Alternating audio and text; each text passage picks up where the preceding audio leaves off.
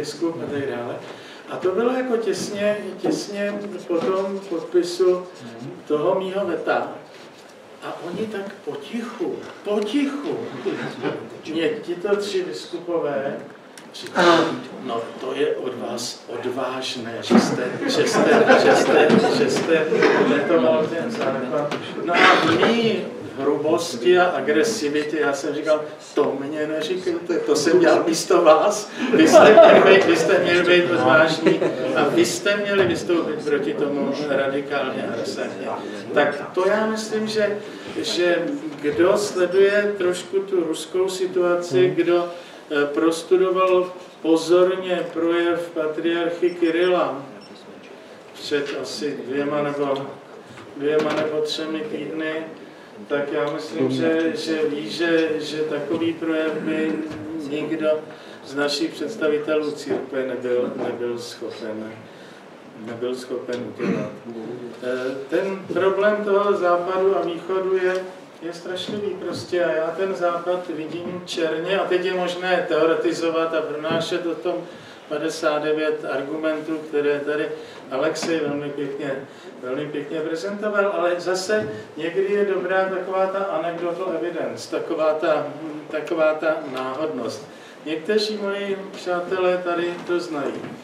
Já jsem byl před 2 lety po pohřbu Margaret Thatcherové pozván do Center for Policy Studies, což je britský konzervativní think tank, který v roce 1974 založila Margaret Thatcher. Založila a ten konzervativní think tank bylo jedno z hlavních míst, kde ona dostávala po celou dobu hlavní myšlenky, názory. Tento think tank já jsem tam měl přednášku před 2 lety po její smrti a oni říkali, budeme dělat v červnu 2014 konferenci o Thatcherově. Nebyl byste jeden z hlavních řečníků. Velmi rád, samozřejmě, a dále. Tak jednou za 4 roku jsem vždycky dostal dopis od toho ředitele nebo e-mail, že se konference připravuje, že je všechno a tak dále.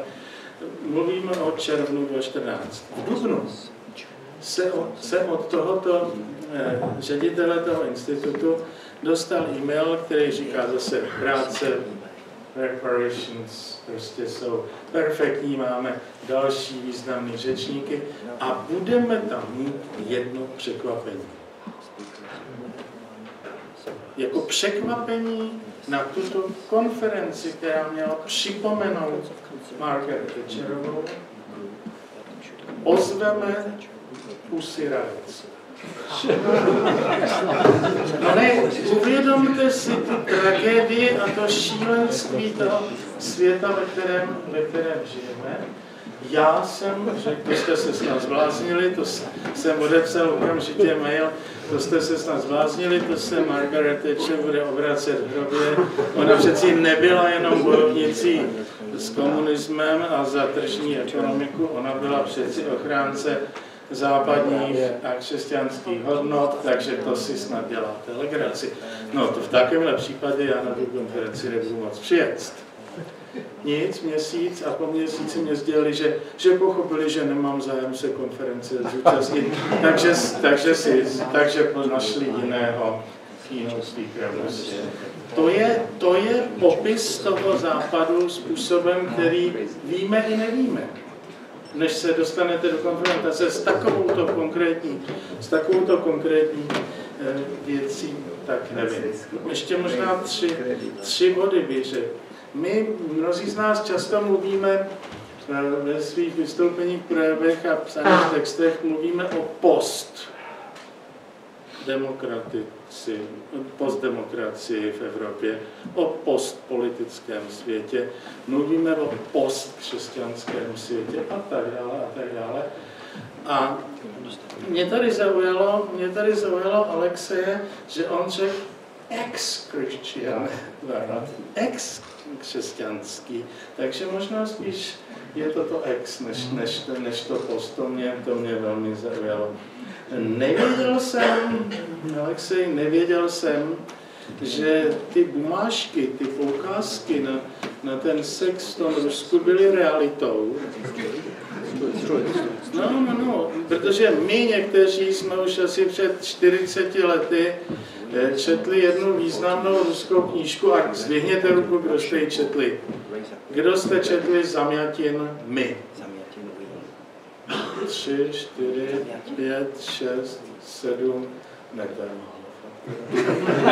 to já bych řekl, že měl být, to je důležitější než Orwell, že jo? To je, bylo 20 let před Orwellem a důležitější než Orwell a je zázrak, že ten Zamjatin to napsal v roce 1919 a paradoxně první překlad vůbec v roce 1926 byl tady u nás v Česku. Zamjatin my. Knížka měla úžasný osud, že se přišlo na to u nás osud, že se přišlo na to, že by se měla vydat v roce 68 v té edici Světová literatura. A vydala se.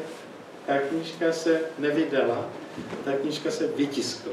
Aha, takhle. Ta knížka se vytiskla a někteří, ale bylo okamžitě, přišel srpen 68 a bylo rozhodnuto, že knížka je dostoupeno a samozřejmě naše lajdáctví a nepořádek vedlo k tomu, že větší množství výtisků nebylo skartováno a dostalo se do ruky kde komu, takže jestli Petr říká, že ji čet a že ji moc má, tak já jsem ji tenkrát čet taky. Knížka geniální, absolutně neskutečně geniální. To jako jestli říkáme Zamjatin, Huxley, Orwell, tak to je rovnocenná knížka s tímhletím. No a tam právě, já si myslím, že to je fiction, ne non-fiction, já si myslím, že to je fiction. Tam Zamjatin samozřejmě má rosy hours od 4 do 6 nebo něco takového a rozdávají se tyhle ty bumážky a tak dále. Ale jestli říká Alexej, že to skutečně v Rusku někde byla realita, tak to já jsem myslel, že si ten Zamjatin geniálně vymyslel, tak to jsem trošku zklamán teda. No a když bych to úplně uzavřel, tak já bych nezdržoval dlouho, když bych to úplně uzavřel, tak myslím, že kvůli jedné věci, bylo jich daleko víc, ale kvůli jedné věci stálo za to sem dneska přijít. A my, kteří bojujeme s barevnýma revolucema, tak prostě slyšet tu vazbu, že první barevná revoluce ta byla v roce 1917. To já myslím, že to je pro mě přínos dnešního dne a já si to spojím se 16. únorem 2015. Děkuji.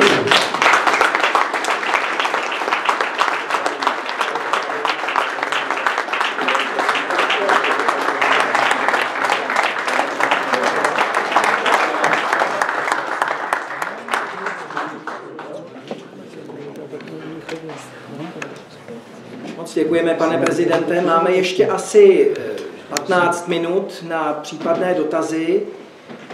Prosím, aby to byly dotazy, aby to nebyly přednášky, aby to bylo pokud možno krátce položený dotaz na konkrétní osobu k tématu. Takže, ano. Já možná ještě se s váma potom setkám, ale já teď bych potřeboval něco ještě Děkuji.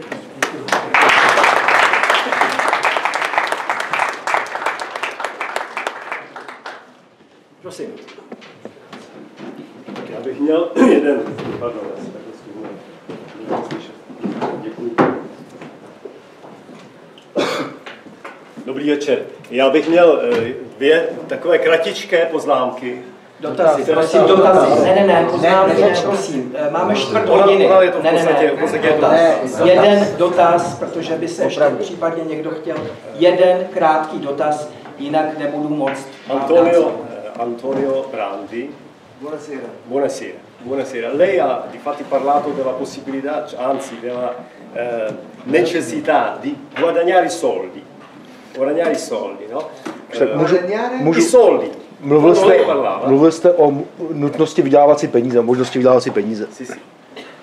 Quando lei ci ha presentato quella cosa, quella tremenda propagazione della omosessualità, della sodomizzazione, eccetera, ha parlato di soldi e difatti non le sembra che dietro ai soldi c'è ancora oggi ci sia un altro obiettivo più profondo, quello che si chiama il nuovo ordine mondiale. È la stessa gente. Děkuji. Prosím, jestli můžu... Já to řeknu teď česky. Česky a pak Já jsem se zeptal, jestli pana Antonia Brandyho, který tady mluvil o tom, že v podstatě se jedná o peníze, to byla ta otázka na všechny přítomné, money, takže za těmi penězi se skrývá ještě jeden hlubší cíl. A zeptal jsem se, jestli se mu nezdá, že tam skutečně ten hlubší cíl je, a že tímto hlubším cílem je the New World Order, nový světový řád, který usiluje o likvidaci, o drastickým způsobem likvidaci velké většiny lidstva. A právě proto, že homosexualita nepřináší nový život, tak právě proto je takovýmhle způsobem propagována. Čili je tam ten money efekt, ale pan Brandy odpovídá, ano, je to tak. Děkujeme. Tom, can I ask you, can you in English? Yeah. Okay, very quickly. Can you give me thinking? It is absolutely the same people, the same banks, the same multinationals who work together for a new world order. Jsou to titíž lidé, kteří jsou oběma těmito směry, ve směru nového pořádku. I do not know if any of you have read the book Vodka Cola by Charles Levinson. Please write it down. You can get it on internet, not in the bookshops. Vodka Cola. Charles Levinson was the General Secretary of the Chemical Trade Unions in America. Pan Brandy nám doporučuje přečtení knížku Vodka Cola od Charles Levinson, což byl představitel odborů v oblasti chemie v Americe, jestli jsem to správně. It proves in 600 pages how since 1920 the main Western banks were cooperating with the Soviets to produce in the gulags and sell in the West. Na 600 stranách tam hovoří o popisuje situaci od 20. let minulého století, kdy hlavní světové banky spolupracovaly se Sovětským svazem v tom smyslu, že v Gulazích docházelo k produkci nějaké zboží, které oni potom prodávali s velkým ziskem. So it is the same groupings, it is the Trilateral Commission, it is the Bilderberg Group. Takže je to všechno stejná skupina lidí, kde tyhle dva hlavní proudy jsou reprezentovány, ať už je to teda Trojkomise nebo Bilderberg, trilaterální komise nebo Bilderberg. I would like to suggest that you do like Socrates used to do with the sophists. You remember? When they make a statement, reply with a question. Example, the gays are persecuted in Russia. Answer, oh really? I haven't heard of any gay who has been killed in Russia or arrested because he was gay. I have actually heard that in St. Petersburg, this is a fact, 2-3 weeks ago, there was a photo competition and the winner was openly a gay who said he was a gay and he has not been arrested. Takže pan Brandy nám doporučuje přístup podobný jako měli Sokratovi sofisté, to znamená, že vám někdo něco řekne, odpověst otázkou. Pardon, jak Sokrates reagoval na sofisty? Nebo tak, no. A příklad z St. Petersburgu asi před 2 týdnů, kdy vlastně fotograf gay vyhrál soutěž. Nevím, jestli je to totéž, co jsem viděl já v médiích, že fotografii roku byla vyhlášena fotografie 2 nahých gayů ruských, vlastně něco jiného, tak vlastně nebude to tež. Ale zkrátka odpovídat na skutečnosti otázkou. Or a better question. Dear friend, Can you tell me why Obama and the great media attacks Putin and Russia? Nebo další otázka, můžeš mi říct, příteli, proč Obama a mass media útočí na Rusko a na Putina? When there are some 60 countries in the world where homosexuality is criminalized, když existuje minimálně 60 zemí na světě, kde homosexualita je kriminalizována. And in 4 of them there is death penalty for homosexuals. A ve 4 z nich je dokonce trest smrti za. And one of them is Saudi Arabia.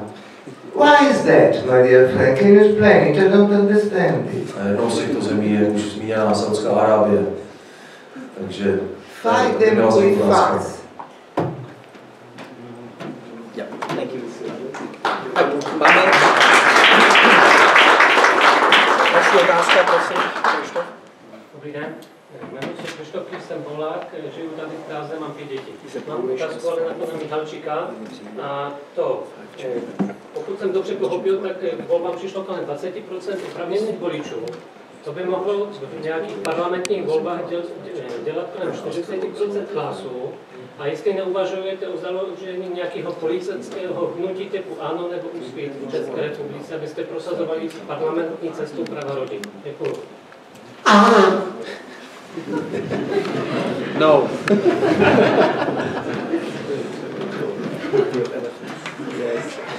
Ďakujem. Neuvažujeme založiť politickú stranu práve preto, pretože ten úspech alebo to hnutie, ktoré sa na Slovensku vytvorilo, malo podľa mňa, alebo ten úspech bol aj v tom, že od začiatku sme hovorili, že sme občianske hnutie a vďaka tomu sme získali sympatie alebo podporu takmer všetkých strán, ktoré sú teraz v parlamente. Len vyslovene liberálne strany sa vyhránili voči nám, ale čo sa týka politikov, to neboli tí, ktorí proti nám najviac útočili. Niektorí hrali mŕtvych chrobákov, niektorí nás podporovali, ale kebyže, a toto na Slovensku, naše referendum bolo prvé občianske referendum v histórii, mali sme ich do 10. Čiže aj už v tejto chvíli by bolo kontraproduktívne z toho podľa mňa robiť politickú stranu, pretože by sme si tak trošku šlapali na vlastné vyjadrenia. Skôr, čo teraz je dôležité, udržať ako keby tie politické strany, ktoré nevystúpili proti nám, v istom napätí, že je tu silná skupina ľudí na Slovensku, ktorí vyznávajú tieto hodnoty a treba s nami rátať. Takisto jeden z dôsledkov referenda je, že Aliancia za rodinu je silná značka. Na Slovensku dnes máme vďaka tomu, čo sa udialo, silné občianske hnutie a osobne si myslím, že radšej využijeme tie výhody, ktoré ponúka to hnutie, že je nezávislé, že je občianske, a môže tým pádom slobodne pôsobiť na všetky politické strany, ako zakladať novú stranu. A ešte, ja by som len si dovolil jednu takú poznámku, aj pán prezident spomínal ohľadom tých biskupov, tak ja zase môžem povedať opačnú skúsenosť. Na Slovensku slovenskí biskupy otvorene podporili referendum, nie kvôli tomu, že by referendum sa sledovali politické otázky, ale jednoducho preto, že to je v súlade s učením katolíckej cirkvi. Referendum podporili aj baptisti, podporili aj evanjelici augsburského vyznania a niektoré ďalšie evanjelikálne cirkvi. Čiže na Slovensku bola otvorená podpora a myslím si, že táto nám veľmi pomohla. Už len na margo katolíckych biskupov na tému rodiny a tému gender a versus rodina, tak vydali už tri pastierské listy pre celú slovenskú cirkev a niektorí ešte vydali aj svoje parciálne v rámci svojej diecézy.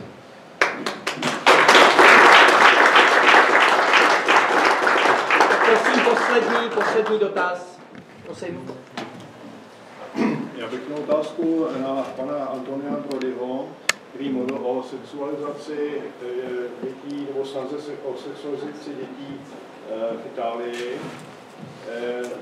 V severských zemích se objevují případy, kdy děti jsou odebírány z rodin už kvůli pouhému podezření, že tam dochází k sexuálnímu zneužívání. Čili já bych měl otázku, zda teda v Itálii se děje něco podobného, prostě odebírání dětí z rodin kvůli podezření o sexuální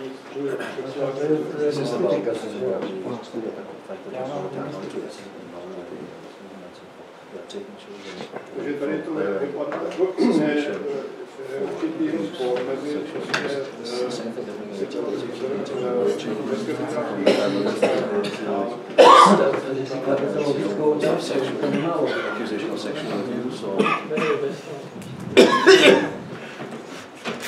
In Italy, not yet. V Itálii zatím ne. But your point is extremely valid. Ale je to samozřejmě velmi horké téma. The Department of Social Security in America Ministerstvo sociálních věcí v USA does this regularly with thousands and thousands of families. Tuto praxi provozuje běžně s tisíci a tisíci rodinami v Spojených státech. Actually, I must correct myself, because we have a lot of left-wing feminists in the so-called social services. So I do not know of concrete examples. Malá oprava toho jaksi, zatím hezkého stavu v Itálii, že existují extrémní levičácké feministky v sociálních službách nebo v oblasti sociálních služeb. So to give me an idea for future articles for our magazine, I get somebody to study this. I wouldn't be surprised that is actually happening also in the so-called Catholic Italy. Takže vaše otázka je pro něj námětem pro to, aby se na to blíže podívali, aby případně tomuto tématu věnovali pozornost v budoucnosti, protože zatím, jak se o tom nemluví ve společnosti. But we do have an agricultural cooperative called Il Forteto. Existuje ale jakési zemědělské družstvo pod názvem Il Forteto. Near Firenze. Florence. Where for 10-20 years and still now politicians primarily from the Democratic Party of Tuscany, kde Toskánská demokratická strana prostřednictvím svých představitelů už asi 10 nebo dokonce 20 let have gone there to play with young kids who were given to that cooperative by the Tribunal of Florence. Pure pedophilia. Která jaksi provozuje jakýsi druh pedofilie, protože ti politici tam na tu farmu dojíždějí a tam jsou děti, které jsou odebírány právě prostřednictvím soudů a jsou tam používány pro tyhle účely. And I will conclude, Fiesoli, the director of this structure, has been in jail 3 times. Ředitel tohoto kooperativu nebo tohoto družstva byl už 3krát ve vězení. And was invited by our great Prime Minister, Mr. Renzi, to give a big speech about his theory, because for him heterosexual sex is wrong, and to be free you must be homosexual, transsexual. Takže italský, navzdory tomu, že byl 3krát zavřen, tak italský premiér ho pozval, aby pohovořil o tomto tématu, protože sám vyznává názor, že jaksi pouze když je člověk zcela volný a nevázaný, tak je to v pořádku. And forgive me, but I must tell you this. In Italy, the police that deals with finding pedophile or pedopornographic website is the postal police. Postal police. We had, up until recently, 85 offices of this police. Now, to cut costs, we have 5.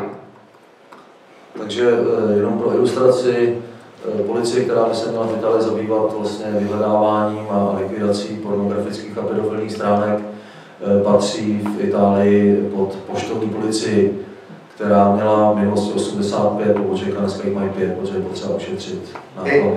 And to give a comparison, and then I shut up, I promise. In Russia, the same organizations led or to which Mr. Komov takes part, they block 1,200 pedophile websites which primarily come from the West. So compare Italy and Russia. Porovnání s situací v Rusku, kdy organizace, které pan Komov reprezentantem, zablokovala doposud asi 1200 takových stránek, které primárně přicházejí ze západu. And we have put in jail over 200 pedophiles. We have Safe Internet League with 200 volunteers in many countries. And they block pornographic websites, drugs dealing websites, suicide attempts. I think this is the best practice in the world, which we have in Russia in this area as well. We're not paradise, but we have some good things, so we should know at least. A pan Komov dodává, že se jim podařilo dostat za Katr asi 200 pedofilů a mají navíc síť dobrovolníků v různých zemích, která aktivně vyhledává tyhle ty stránky a vlastně se podílí na jejich detekci a likvidaci. Což si myslí, že je docela dobrý námět a bohulibý nápad, jak věci poměrně efektivně řešit.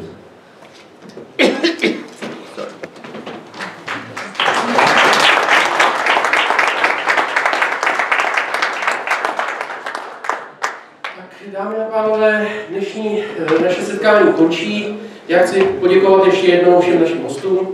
Děkuji velmi pěkně. A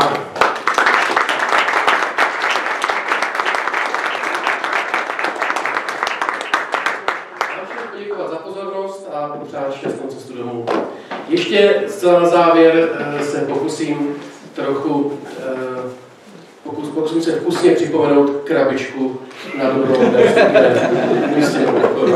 Děkuji za pozornost.